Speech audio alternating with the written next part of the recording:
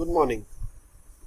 आज हम pricing strategy के दूसरे टॉपिक की तरफ चलेंगे, जिसमें हम बात करेंगे प्राइस कस्टमाइजेशन, इलास्टिसिटी और सेंसिटिविटी। पहले हम बात शुरू करते हैं प्राइस कस्टमाइजेशन की। प्राइस कस्टमाइजेशन है क्या? प्राइस कस्टमाइजेशन का मतलब है कि हम हर कस्टमर को डिफरेंट प्राइस देंगे, चाहे कि प्रोडक्ट सेम है या थोड़े थोड़े अलग वर्जन भी हो सकते हैं, बट हम डिफरेंट प्राइसेस पे ऑफर करें। और एक टर्मिनोलॉजी है डायनेमिक प्राइसिंग, जहां पे हम सेम प्रोडक्ट को डिफरेंट प्राइसेस पे ऑफर करते हैं। इसको डायनेमिक प्राइसिंग का भी नाम दिया गया। एयरलाइन इंडस्ट्री ने इसे सबसे पहले अडॉप्ट किया और एयरलाइन इंडस्ट्री के पास काफ़ी सिस्टम्स हैं जो डेवलप हो चुके हैं, जिन्हें हम यील्ड मैनेजमेंट सिस्टम का भी नाम देते हैं। अगर आपने देखा हो, एयरलाइंस में हर ट्रेवलर को अलग अलग रेट पर सेम क्लास में टिकट मिलती है। कौन कितने टाइम पहले या बाद में या करंट में बुक करता है, उसके अकॉर्डिंग, सीज़न के अकॉर्डिंग और बहुत और फैक्टर्स देखते हुए ये तय किया जाता है कि ये टिकट कितने में ऑफर की जाएगी। तो बिजनेस क्लास और इकोनॉमी क्लास के टिकट्स के रेट में तो फ़र्क होता है, उसमें तो फैसिलिटी का भी फ़र्क होता है, बट इकोनॉमी क्लास में भी सारी टिकटें लगभग अलग अलग रेट पर बेची जाती हैं। इसी तरह से बिजनेस क्लास में भी टिकटें अलग अलग रेट पर बेची जाती हैं। अब समझने की बात यह है कि ये कस्टमाइजेशन क्यों और इसका क्या फ़ायदा है कंपनीज को, और कहाँ कहाँ ये पॉसिबल। देखिए, कस्टमाइजेशन पॉसिबल तभी है जब कंज्यूमर अलग अलग तरह के कंज्यूमर है और अलग अलग प्राइसेस पे वो खरीदने को तैयार, तभी हम कस्टमाइजेशन कर सकते हैं। और ज़्यादातर ये देखा गया है कि ये कस्टमाइजेशन सर्विस इंडस्ट्री में पॉसिबल है। प्रोडक्ट इंडस्ट्री में इसलिए भी शायद पॉसिबल नहीं है क्योंकि बहुत सारे लॉज हैं और हमें एक एमआरपी प्रिंट करना होता है। जबकि सर्विस इंडस्ट्री में, जैसे मैं बात करूं सिनेमा हॉल की सीट्स की बात करें या एयरलाइंस की सीट्स की बात करें, तो उसमें कोई ऐसा एमआरपी फिक्स नहीं है, और अगर आपने एक हाई रेट फिक्स किया भी हुआ है तो उससे कम रेट पर अगर आप बेचते हैं तो कोई उस पर एतराज़ नहीं करता। अब कौन से सिचुएशंस हैं जहाँ पे ये कस्टमाइजेशन पॉसिबल है? पहला, जहाँ पे लोगों के टेस्ट अलग अलग, वहाँ पे कस्टमाइजेशन पॉसिबल है। नेचर ऑफ यूज़ अलग अलग है, जैसे B2B, बिजनेस टू बिजनेस या बिजनेस टू कंज्यूमर। अगर आप एक फ़्लाइट पकड़ रहे हैं कैजुअल लेजर ट्रिप के लिए और दूसरा पर्सन फ्लाइट पकड़ रहा है अपने बिजनेस उसके लिए, तो उनका नेचर ऑफ यूज़ उसी फ्लाइट के लिए अलग अलग है। देन इंटेंसिटी ऑफ यूज़, कुछ लोग बहुत ही फ्रीक्वेंटली यूज़ करते हैं एयरलाइन सर्विसेज को, कुछ लोग कभी कभी यूज़ करते हैं। तो इंटेंसिटी ऑफ यूज़ यूज़र्स का अलग अलग है, तो उसके हिसाब से भी हम ये अलग अलग कस्टमाइजेशन कर सकते हैं। और दूसरा, कंपटीशन। कंपटीशन, अगर हम उस रूट की बात करें, उस रूट पे किस तरह का कंपटीशन अवेलेबल है। क्या अगर कंपटीशन कम है तो कस्टमाइजेशन करना और आसान है, कंपटीशन ज़्यादा होता है तो कस्टमाइजेशन करना थोड़ा मुश्किल है। तो ये सिचुएशंस अगर एग्जिस्ट करती हैं आपके बिजनेस में, और स्पेशली इस तरह की सिचुएशंस एग्जिस्ट करती हैं सर्विस इंडस्ट्री में, क्योंकि सर्विस के कैरेक्टरिस्टिक्स उस तरह के होते हैं, तो डायनेमिक प्राइसिंग का कंसेप्ट यूज़ किया जा सकता है। और अभी रिसेंट की बात करें तो कुछ टाइम से इंडियन रेलवेज ने भी इस कंसेप्ट को यूज़ करना शुरू किया है। काफ़ी ट्रेन, शताब्दी, राजधानी और बहुत सारी और ट्रेन्स पे उन्होंने डायनेमिक प्राइसिंग कंसेप्ट शुरू कर दिया। जबकि कुछ टाइम पहले तक शताब्दी की टिकट्स हमें सेम रेट पर मिलती थी, एक क्लास की अगर मैं बात करूं। आज की डेट में हर टिकट डिफरेंट रेट पर मिलती है, डिपेंड करता है कि आपने कब बुकिंग कराई, कितने टाइम पे करी। तो थोड़ा सा यील्ड मैनेजमेंट सिस्टम की तरह मूव कर गया है इंडियन रेलवेज भी, हालांकि उतने सोफिस्टिकेटेड सॉफ्टवेयर नहीं है जितने एयरलाइंस इंडस्ट्री में है। चलिए आगे थोड़ा सा इसके बारे में और बात करते हैं कि प्राइस कस्टमाइजेशन कैसे कैसे करा जा सकता है। अब प्राइस कस्टमाइजेशन को करने के ये 3-4 तरह के तरीके हो सकते हैं जिसकी हम बात करेंगे। Control the availability, set the price based on buyer characteristics, set the price based on transaction characteristics and manage the product line of. तो इन सब की हम थोड़ा सा डिटेल में बात करते हैं और समझने की कोशिश करते हैं। पहले बात करते हैं कंट्रोलिंग द अवेलेबिलिटी। अब जो डील्स हैं वो स्पेसिफिक ग्रुप ऑफ बायर्स के हिसाब से बनाई जा सकती, जैसे कस्टमर विजिट्स और परचेज हिस्ट्री। जो लोग ज़्यादा बार विजिट करते हैं और बहुत फ्रीक्वेंट बायर हैं तो यूजुअली उनको एक लॉयल्टी कार्ड दे दिया जाता है और जिसके बेसिस पे उन्हें पॉइंट्स या कुछ बेनिफिट्स बोनस प्रोवाइड किया जाता है, सो दैट कि उस तरह के कस्टमर हमारे पास बारी बारी आते रहें और उनको हम थोड़ा बाकियों से इकोनॉमिकल प्रोवाइड कराते रहें ताकि वो हमारे सर्विसेज बारी बारी यूज़ करते रहें। तो एक ये तरीका हो सकता है, या लोकेशन के बेस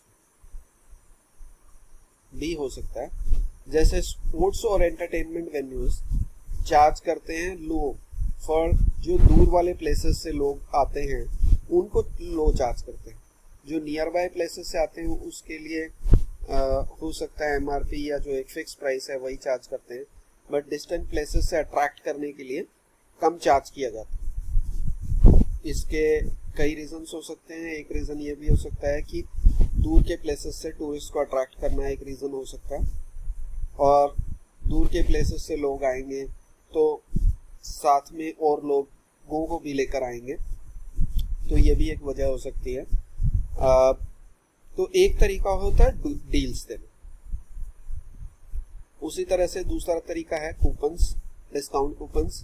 सम स्पेसिफिक कैरेक्टर्स बना दिए गए और क्राइटेरिया बना दिया गया और डिस्काउंट कूपन इशू किए गए। ई कॉमर्स में कूपन्स का तरीका बहुत टाइम से चल रहा है, ऑफलाइन बिजनेस में भी आजकल यूज़ होने लगा है।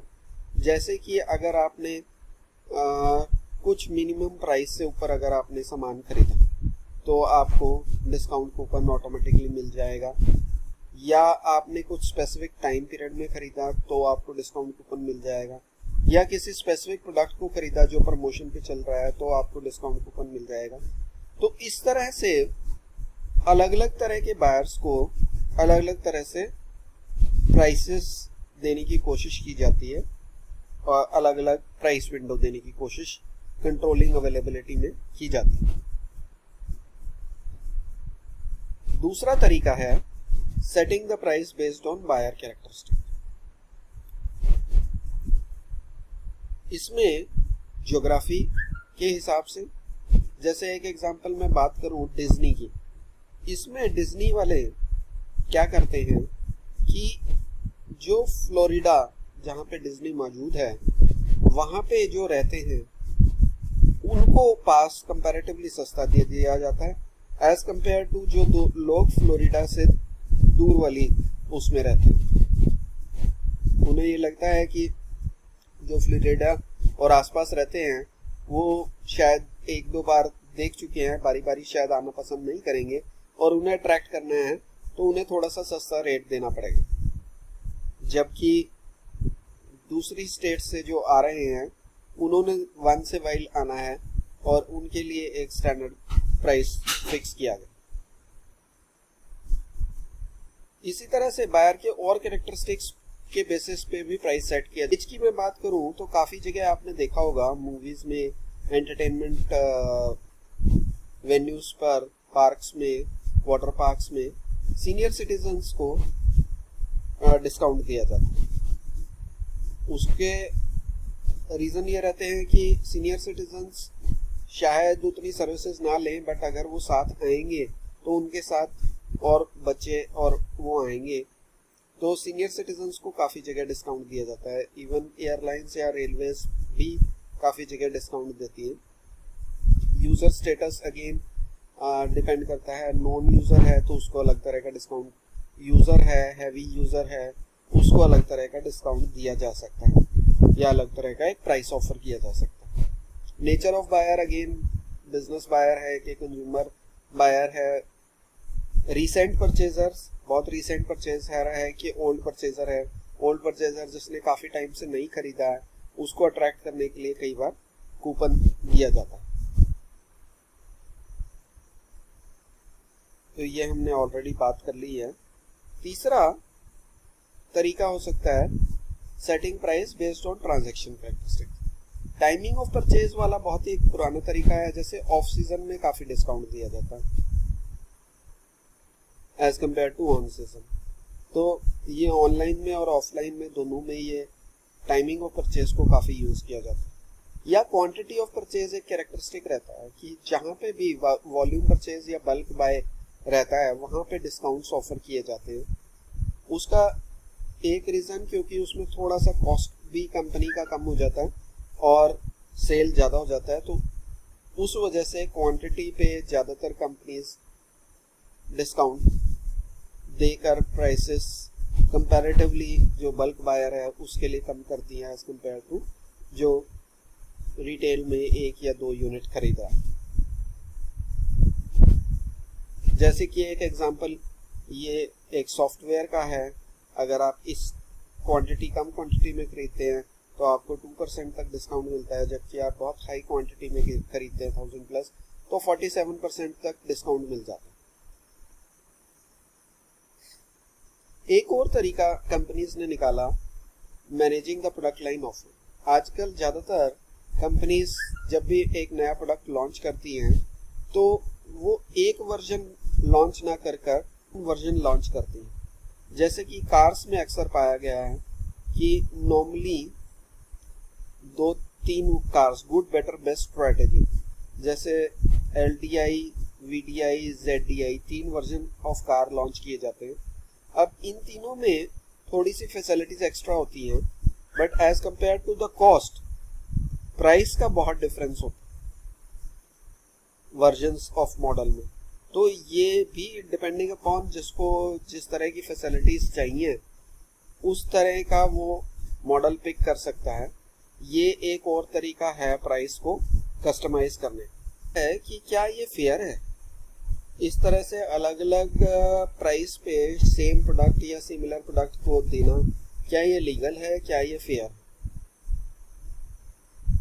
लीगल की बात करें तो अनटिल अनलेस आप बहुत एक्सप्लॉइट नहीं कर रहे हैं तब तक ज़्यादातर जगह इसे लीगल माना गया है, इसे फेयर माना गया है। जब कंपनीज बहुत एक्सप्लॉइट करने लगती हैं और बहुत ही ज़्यादा डिफरेंस सिचुएशन या वर्जन के अकॉर्डिंग निकाल देती हैं तो इसे एक्सप्लॉयटेशन माना जा सकता है। ये कुछ कंट्रीज के लॉ के भी अगेंस्ट हो सकता है और इसे अनफेयर भी माना जा सकता है। बट जब आप इसे बहुत ज़्यादा फ़र्क प्राइसेस में न डालकर और डिफरेंट वर्जन्स या डिफरेंट सिचुएशंस को जस्टिफाई करते हुए डिफरेंस इन प्राइस लेते हैं तब तक इसको फेयर और लीगल माना गया है। चलिए इससे रिलेटेड जो और टॉपिक है प्राइस सेंसिटिविटी एंड इलास्टिसिटी।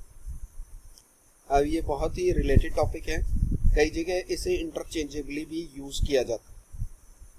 जैसे कि इलास्टिसिटी हम इकोनॉमिक्स में पढ़ते हैं तो basically price elasticity of demand measure क्या करता है, sensitivity of the quantity demanded to the change in price. और नॉर्मली ये देखा गया है कि जैसे जैसे प्राइस बढ़ती है वैसे वैसे डिमांड घटती है। तो एक इनवर्स रिलेशनशिप पाया गया है प्राइस और डिमांड में, और इसमें इकोनॉमिक्स में इसके बारे में काफ़ी लिखा गया है। अब हम पहले थोड़ा सा सेंसिटिविटी पे बात करेंगे और फिर इलास्टिसिटी की तरफ चलेंगे और दोनों में रिलेशनशिप क्या है इसको भी थोड़ा सा समझने की कोशिश करेंगे। देखिए, प्राइस सेंसिटिविटी को कंसिडर करना है तो हम प्राइस सेंसिटिविटी दो तरीकों से कर सकते हैं। एक क्वालिटेटिव तरीका जिसे हम मैनेजरियल जजमेंट का नाम दे रहे हैं, और दूसरा क्वांटिटेटिव तरीका जिसे हम कैलकुलेट करते हैं क्वांटिटेटिव मार्केट रिसर्च। तो पहले हम क्वालिटेटिव को डिस्कस करते हैं, फिर हम क्वांटिटेटिव की थोड़ी बात करेंगे। देखिए, एज ए मार्केटर आपको ये समझना जरूरी है कि आपके प्रोडक्ट की प्राइस सेंसिटिविटी ज़्यादा या कम कब होती है और किन सिचुएशंस में होती है। तो हम ये 3 वेज होते हैं जिसके थ्रू हम ये जज कर सकते हैं कि प्राइस सेंसिटिविटी ज़्यादा है कि कम है। प्रोडक्ट, प्राइस और बायर, और इनसे रिलेटेड कुछ फैक्टर्स की बात करेंगे। जैसे सबसे पहले हम बात करते हैं प्रोडक्ट। प्राइस सेंसिटिविटी हाई कब होगी? जब बहुत सारे अल्टरनेटिव्स अवेलेबल हैं और आपस में अल्टरनेटिव्स में डिफरेंशिएशन नहीं है, सभी एक दूसरे जैसे हैं, तो हमारी प्राइस सेंसिटिविटी हाई होगी, हम सस्ता प्रोडक्ट खरीदने की कोशिश करेंगे।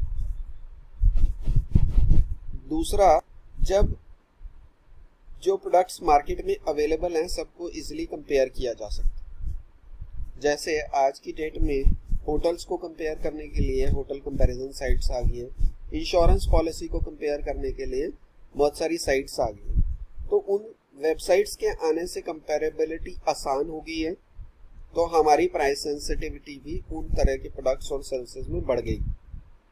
तो हम होटल्स को कंपेयर करते हैं, सेम होटल डिफरेंट साइट्स पे डिफरेंट जगह पे डिफरेंट रेट्स में अवेलेबल है, तो जो हमें सस्ते रेट में प्रोवाइड कराएगा वहाँ से हम यूजली खरीद लेंगे। और प्रोडक्ट हमें पता है कि जो भी प्रोडक्ट हम खरीद रहे हैं वो एज पर एक्सपेक्टेशन परफॉर्म करेगा, तो हमारी प्राइस सेंसिटिविटी हाई हो। बट टेक्निकल प्रोडक्ट्स में जहाँ पे हमें लगता है कि अगर हम नॉन ब्रांडेड प्रोडक्ट खरीदेंगे तो शायद वो परफॉर्म नहीं करेगा, तो हम ब्रांडेड और हाई प्राइस खरीदने में गुरेज नहीं करते हैं। और प्रोडक्ट ऐसा है जो हमारा ओवरऑल मिशन है, मे बी उसके लिए मिशन के लिए बहुत क्रिटिकल नहीं है, तो हमारी प्राइस सेंसिटिविटी हाई रहे। अगर मिशन के लिए बहुत क्रिटिकल है, मिशन मतलब कुछ में ऑब्जेक्टिव, सपोज मैं खरीदना चाह रहा हूँ कोई कोचिंग सर्विसेज जो मुझे आईएएस क्लियर कराने में हेल्प करेगी, तो ये कोचिंग सर्विसेज बहुत मिशन क्रिटिकल है मुझे आईएएस क्लियर कराने में, तो मेरी प्राइस सेंसिटिविटी इस केस में लो होगी। बट मैं साथ में सपोज मैं आईएएस के लिए ही तैयारी कर रहा हूँ और मुझे एक छोटा सा सॉफ्टवेयर खरीदना है जो कि बहुत मिशन क्रिटिकल नहीं है, तो मेरी प्राइस सेंसिटिविटी हाई होगी उस केस में। तो चलिए अब हम चलते हैं प्राइस की ओर। प्राइस में एक फैक्टर जो हम ऑलरेडी बात कर चुके हैं, इजी कंपेरेबिलिटी। अगर प्राइसेस को इजीली कंपेयर किया जा सकता है तो हमारी प्राइस सेंसिटिविटी हाई होगी। और प्राइस हाई है इन रिलेटिव सेंस, तो भी हमारी सेंसिटिविटी जो है वो हाई होगी। रिलेटिव सेंस मतलब कि बाकियों के कंपैरिजन अगर हाई है तो भी प्राइस सेंसिटिविटी हमारी हाई होगी। तीसरा इंपॉर्टेंट है कि रेफरेंस प्राइसेस एग्जिस्ट करते हैं। जैसे कुछ चीज़ों के एक रेफरेंस प्राइस एग्जिस्ट करते हैं। मैं एक बात करूंगा सिंपल चाय के कप की, तो यूजली मशीन का चाय का कप 10 रुपये का आता है और मुझे पता है, और मेरे सपोज कॉलेज या यूनिवर्सिटी में 3-4 वेंडर्स हैं, एक वेंडर 15 रुपये का देता है, बाकी 10 का देते हैं, तो नॉर्मली हम 10 रुपए वाले की तरफ जाएंगे क्योंकि एक रेफरेंस प्राइस बना हुआ, तो हमारी प्राइस सेंसिटिविटी हाई होगी। एंड जो चौथा फैक्टर प्राइस में है कि it is not needed as quality cue. Price और क्वालिटी का बहुत स्ट्रॉन्ग रिलेशनशिप है। बहुत सारी चीजें हम हाई प्राइस इसलिए खरीदते हैं क्योंकि हमें लगता है कि हाई प्राइस वाले बेटर क्वालिटी हो। जहां पे प्राइस और क्वालिटी का इस तरह का रिलेशनशिप नहीं है, वहां पे हम प्राइस सेंसिटिव होंगे। प्राइस सेंसिटिव मतलब हम कम प्राइस वाला खरीदना पसंद करेंगे। हाई प्राइस सेंसिटिविटी मतलब हम कम प्राइस वाला खरीदना पसंद करेंगे। तीसरा फैक्टर की तरफ चलते हैं, बायर। बायर जितना सोफिस्टिकेटिव और डेलिब्रेटिव होता है, लाइक कि अगर आप गूगल पे सर्च करना अच्छे से जानते हैं, आपको टेक्नोलॉजी का अच्छा पता है, तो आप अल्टरनेटिव्स जल्दी से ढूंढ लेंगे और आप हाई प्राइस सेंसिटिव होंगे। आप अल्टरनेटिव जो सस्ते अवेलेबल होंगे उनको खरीदना पसंद करेंगे। अगर बायर ने खुद बियर करनी है कॉस्ट, तो भी प्राइस सेंसिटिव हाई होगा। जैसे सपोज मैं हॉस्पिटल में एडमिट हुआ और मुझे कॉस्ट खुद बियर करनी है, तो मैं प्राइस सेंसिटिव ज्यादा हूं। और अगर कॉस्ट किसी और को, इंश्योरेंस कंपनी को बियर करनी है, तो मैं प्राइस सेंसिटिव कम हूं। बायर में एक और फैक्टर है, एबल टू स्विच इजिली। जैसे कि हम बात करें मोबाइल नंबर की, मोबाइल नंबर पोर्टेबिलिटी आने के बाद मोबाइल नंबर स्विच करना बहुत ही आसान हो गया। तो आज की डेट में हमारी प्राइस सेंसिटिविटी हाई है। अगर एक सर्विस प्रोवाइडर हमें ठीक सर्विसेज नहीं देता, तो हम दूसरे सर्विस प्रोवाइडर पर शिफ्ट हो जाते हैं, क्योंकि हमारा नंबर तो बदलेगा नहीं और उसके लिए एक बहुत थोड़ी सी कॉस्ट देनी पड़ती है। तो इसी वजह से प्राइस सेंसिटिविटी हाई होगी। जब तक ये पोर्टेबिलिटी नहीं आई थी और हमें स्विच करने के लिए नंबर बदलना पड़ता था, तब तक हमारी प्राइस सेंसिटिविटी लो थी।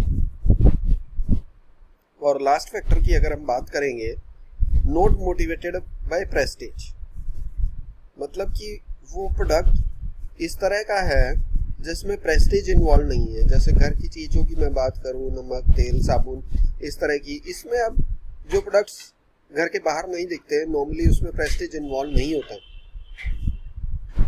तो इसमें नॉर्मली प्राइस सेंसिटिविटी इस तरह के प्रोडक्ट्स में हाई रहती। तो ये 12 फैक्टर्स हैं जो हमें एज ए मार्केटर समझने की जरूरत है, और हमें ये समझना है कि हमारे प्रोडक्ट में या हमारी प्रोडक्ट कैटेगरी में प्राइस सेंसिटिविटी किस वजह से हाई होती है या किस वजह से लो होती। तो ये अगर हम एज मार्केटर समझ पाएंगे, तो प्राइस सेट करते हुए हमें आसानी हो। चलिए अब थोड़ा सा हम क्वांटिटेटिव मेथड्स, ये हमने क्वालिटेटिव मेथड जो कि मैनेजरल जजमेंट है उसकी बात की, क्वांटिटेटिव मेथड्स की तरफ भी चलते हैं। अब क्वांटिटेटिव में जो सबसे प्रोमिनेंट मेथड है कस्टमर सर्वे, कि हम कस्टमर से ही पूछ लें कि किस प्राइस पे कितने लोग खरीदने को तैयार हैं।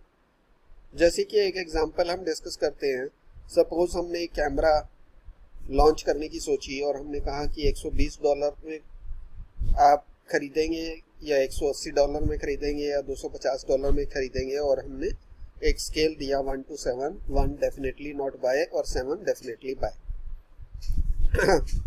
तो अगर आप देखेंगे $120 में प्रोबेबली वुड बाय से ऊपर अगर मैं कैलकुलेट करूं तो लगभग 20 + 17 + 10 47% लोग खरीदना चाह रहे हैं, जबकि $180 में 10 + 6 + 2 मतलब 18% लोग खरीदना चाह रहे हैं, और $250 में 7 + 3 + 1 11% लोग खरीदना चाह रहे हैं। मतलब इस प्रोडक्ट की सेंसिटिविटी, प्राइस सेंसिटिविटी काफी हाई है। 120 से 180 में ड्रॉप 47 to 18% हो गया है, और 180 to 250 में अगेन अनदर 7% ड्रॉप हो गया है। तो कंपनी को चाहिए कि $120 के आसपास ही प्राइस रखे। दूसरा तरीका होता है प्राइस एक्सपेरिमेंटेशन। अब ये तो पूछा गया, पूछने में और करने में कई बार कस्टमर में डिफरेंस होता है। तो प्राइस एक्सपेरिमेंटेशन में हम क्या करते हैं, एक टेस्ट मार्केट में एक्सपेरिमेंट करते हैं। ये एक टेस्ट स्टोर में भी हो सकता है और टेस्ट मार्केट में भी हो सकता है, जहाँ पे हम प्रोडक्ट को डिफरेंट प्राइसेस पर बेचने की कोशिश करते हैं और फिर हम डाटा फॉर उस पर्टिकुलर पीरियड में मेजर करते हैं कि सपोज 7 दिन हमने एक प्राइस पॉइंट रखा तो कितने लोगों ने खरीदा, अगले 7 दिन एक प्राइस पॉइंट रखा तो कितने लोगों ने खरीदा, अगले दिन प्राइस पॉइंट एक तीसरा रखा तो कितने लोगों ने खरीदा, और फिर कंपेयर किया। तो ये प्राइस एक्सपेरिमेंटेशन एक्सपेरिमेंट्स करके भी पता लग सकता है। सर्वे से थोड़ा सा बेटर इसलिए है क्योंकि ये रियल टाइम बिहेवियर है। सर्वे में थोड़ा सा प्रोबेबिलिटी रहती है, कहने में और करने में थोड़ा फर्क रहता है। तीसरा तरीका हो सकता है, जो कंपनी काफी टाइम से ऑपरेट कर रही है और उसने अपना हिस्टोरिक प्राइस का और सेल्स का डाटा रखा हुआ है, तो लास्ट 2 साल में, 3 साल में, 4 साल में किस प्राइस पॉइंट पर कितनी सेल होती रही, उस सब से भी मेजर किया जा सकता है कि कौन से प्राइस पॉइंट पर सेल बेटर हुई। तो ये क्वांटिटेटिव मेथड्स है। तो ये थोड़ा सा हमने बात की प्राइस सेंसिटिविटी की। अब हम बात करते हैं थोड़ा सा इलास्टिसिटी की तरफ, और इकोनॉमिक्स में ये हम पहले बात कर चुके हैं कि स्लोप ऑफ डिमांड कर्व जो होती है वो change in price divided by change in quantity demand. और हम इलास्टिसिटी की बात करेंगे। अब इलास्टिसिटी में बेसिकली अब डिमांड या तो इलास्टिक हो सकती है और या इनइलास्टिक हो सकती है, या रिलेटिवली इलास्टिक और रिलेटिवली इनइलास्टिक हो सकती है। इलास्टिसिटी बेसिकली है क्या, कितना फर्क आता है प्राइस चेंज करने में, डिमांड के साथ कितना फर्क होता है। अगर मैंने 5% प्राइस चेंज किया, क्या 5% ही डिमांड घटी, तो फिर हम उसे यूनिट इलास्टिक का नाम देते हैं। बट अगर 5% चेंज करने पे डिमांड 10% घटती है, 5% चेंज करने पे डिमांड 2 या 3% घटती है, तो रिलेटिवली इनइलास्टिक है। और वर्चुअल एक फिनोमेना परफेक्टली इलास्टिक और इनइलास्टिक का भी है। परफेक्टली इनइलास्टिक कब है, जब आपने प्राइस जो है वो जितना मर्जी बढ़ा ले बट डिमांड बढ़ेगी, तो इसको परफेक्टली इनइलास्टिक का नाम दिया गया और इलास्टिसिटी इज इक्वल टू 0 का नाम दिया गया। और इसके ऑपोजिट है परफेक्टली इलास्टिक, मतलब कि आपने प्राइस बढ़ाया ही नहीं या बहुत ही नेग्लिजिबल बढ़ाया या बढ़ाया ही नहीं और आपकी डिमांड बढ़ती गई, इसको परफेक्टली इलास्टिक का नाम दिया गया। इस केस में E is equal to infinity की हम बात करते हैं परफेक्टली इलास्टिक। ज्यादातर रियल टाइम सिनेरियो की अगर मैं बात करूं तो रिलेटिवली इलास्टिक या रिलेटिवली इनइलास्टिक फिनोमेना एग्जिस्ट करते। जैसे कि आपने इस केस में प्राइस ज़्यादा बढ़ाया पर क्वांटिटी डिमांडेड कम हुई, तो रिलेटिवली हम इसको इनइलास्टिक का नाम देंगे। इस केस में आपने प्राइस कम बढ़ाया बट क्वांटिटी डिमांडेड ज़्यादा बढ़ी, तो इसको हम रिलेटिवली इलास्टिक का नाम देंगे। जैसे कि एक एग्जांपल के थ्रू ये समझने की कोशिश करते हैं। इस केस में आप देखें कि क्वांटिटी डिमांड जो 1000 से 2000, 3000, 4000, 5000 हो रही है, जैसे जैसे जो प्राइस है आप 1 लाख से 1,50,000, 2 लाख और 2,50,000। तो अगर हम यहाँ पे देखें 2 लाख पे डिमांड थी 1000, 1,50,000 पे डिमांड थी 2000, 1 लाख पे डिमांड थी 3000। तो जैसे कि हमने पहले फॉर्मूले की बात की, इलास्टिसिटी को हम कैलकुलेट करेंगे तो percentage change in quantity demanded और percentage divided by percentage change in price. तो परसेंटेज चेंज बेसिकली क्या है, new quantity minus old quantity divided by old quantity, ये percentage change in quantity demanded हो गया। और percentage change in price, new price minus old price divided by old price. तो अगर हम यहाँ पे बात करें 1500 पे की बात करें, 1500 और 1000 का एग्जांपल लें, तो 1500 पे समवेयर अराउंड प्राइस रहेगा 1,75,000। इसके मिड पॉइंट की बात करते हैं 1500, 1,75,000। और 1000 पे हमने देखा है इज